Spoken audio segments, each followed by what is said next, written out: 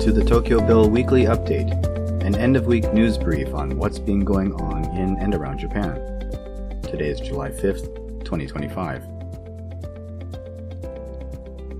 On June 26th, Imabari Shipbuilding announced it will increase its investment in Japan Marine United, JMU, from 30% to 60%, making JMU its subsidiary. JMU, ranked 11th in the world in terms of completed ships built, partnered with Imabari in 2019 as a means of increasing Japanese shipbuilders' international competitiveness. Imabari is ranked third globally after South Korea's Hyundai Heavy Industries in first place and China State Shipbuilding Corporation in second.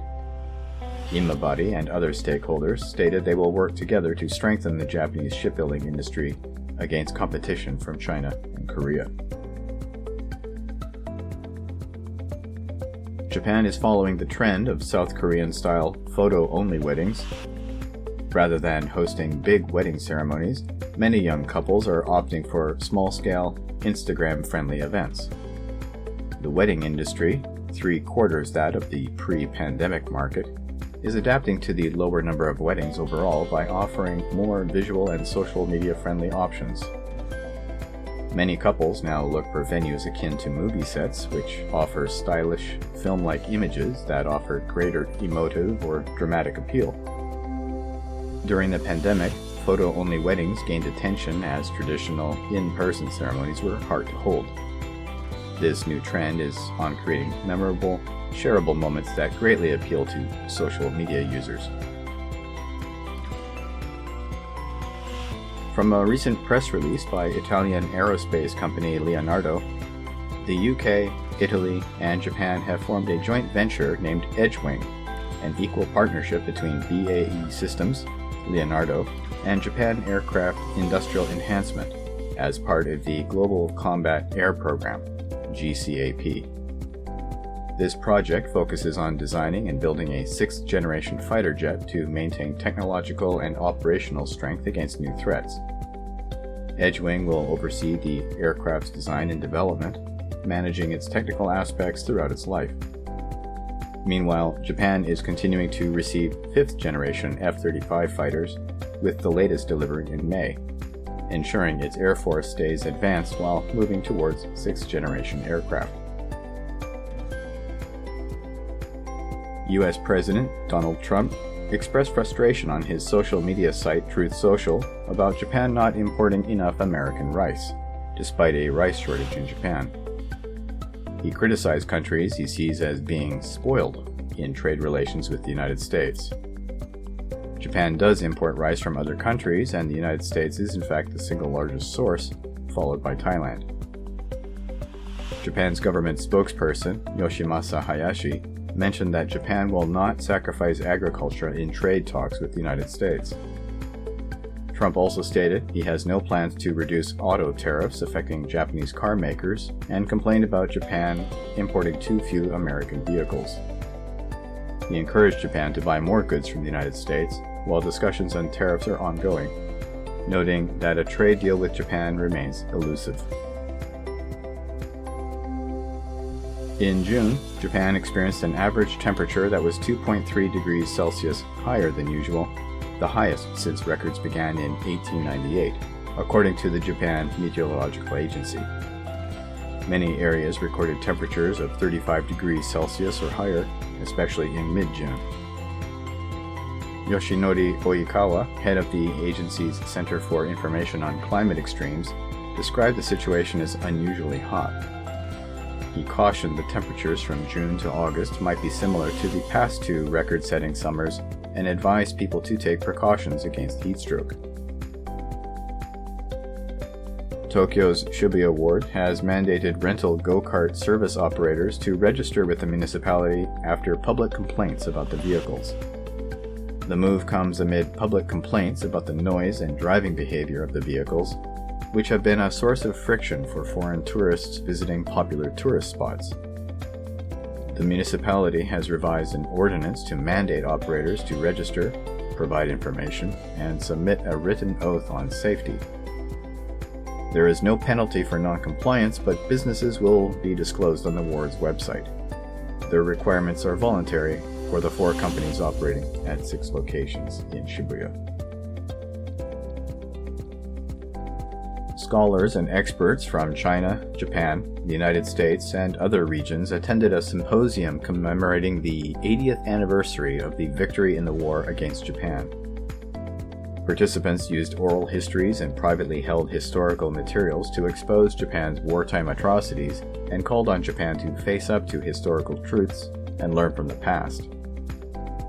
Tamiko Kanzaki, a former translator for Japan's national broadcaster, NHK, condemned Japan's wartime actions, including the 3 Alls policy and the Nanjing massacre. Yoichi Jomaru, a former journalist with Asahi Shimbun newspaper, criticized the Japanese media for downplaying aggression in China while highlighting Japanese suffering. The symposium was a joint event hosted by Changchun Normal University in China and by Musashino University in Japan. After Japan executed a prisoner for the first time in nearly 3 years, the European Union and several other countries expressed their disappointment in Japan, calling for a halt to the death penalty. Their joint statement, dated June 27th, criticized capital punishment as against the right to life and ineffective in deterring crime, urging Japan to adopt a moratorium on executions. Justice Minister Keisuke Suzuki responded on July 1st, stating that whether to keep or abolish it should be decided by each country based on public opinion and crime policies. The executed inmate, Takehiro Shiraishi, was convicted of multiple counts of robbery, sexual assault, and murder. Researchers from the University of Tokyo have potentially found an ancient villa linked to the first Roman emperor, Augustus, in southern Italy. They discovered 5 large furnaces thought to have heated a luxurious bathhouse which may have served as a guest house for influential visitors. The ruins, buried under volcanic ash at the Somma Vesuviana site, date back to before the mid-1st century. The research team suggests the furnaces were specifically designed for a bathhouse, as no other uses fit their size or structure. The team is excavating further and is seeking donations to continue their work. U.S. Secretary of State Marco Rubio welcomed representatives from Japan, India, and Australia on Tuesday. The 4 members of the so-called Quad agreed to collaborate on securing a stable supply of critical minerals amid concerns over China's control of these resources. They launched the Quad Critical Minerals Initiative to diversify supply chains and reduce dependency on China, expressing concerns about threats to peace in the South and East China Seas, without directly naming China. The ministers discussed efforts to promote a free and open Indo-Pacific and discussed other recent issues including North Korea's missile program and attacks in Kashmir.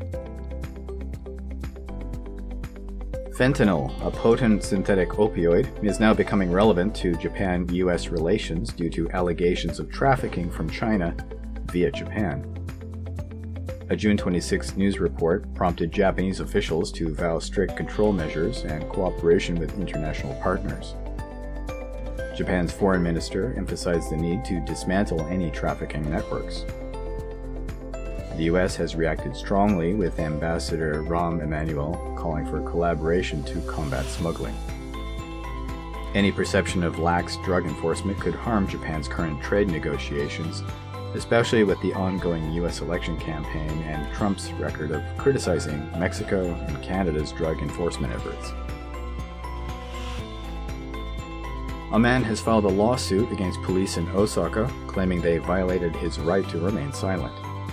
He was detained in December on suspicion of abandoning a dependent, leading to their death.